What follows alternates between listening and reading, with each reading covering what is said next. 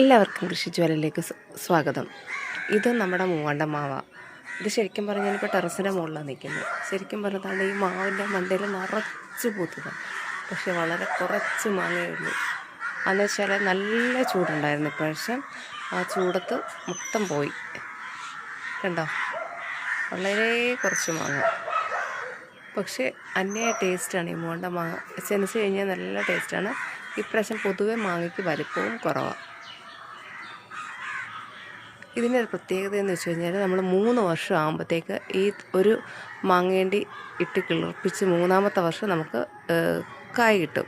അപ്പോൾ 3-ാമത്തെ വർഷമാകുമ്പോൾ നമ്മൾ നാടൻ ഇനമാണ്, നമുക്ക് മാങ്ങയും കിട്ടും. നമ്മൾ ബഡിനെ കമ്പയർ ചെയ്ത് നോക്കുമ്പോഴത്തേക്ക് ശരിക്കും ഇതിനകത്ത് കീടങ്ങൾ, അതായത് ഈ മാവിൻ്റെ മോൾ ഭാഗമൊക്കെ ഒടിഞ്ഞു പോകത്തില്ലേ, അങ്ങനെ ഒടിഞ്ഞു പോകാറില്ല. അങ്ങനെ ഒരു പ്രത്യേകതയുണ്ട്. കരിഞ്ഞ് വല്ലാത്ത രീതിയിൽ പോകും.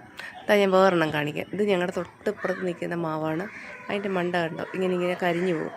അങ്ങനെ നമുക്ക് കരിഞ്ഞു പോകാതെ കിട്ടുന്നതാണ് ഈ മാവ്.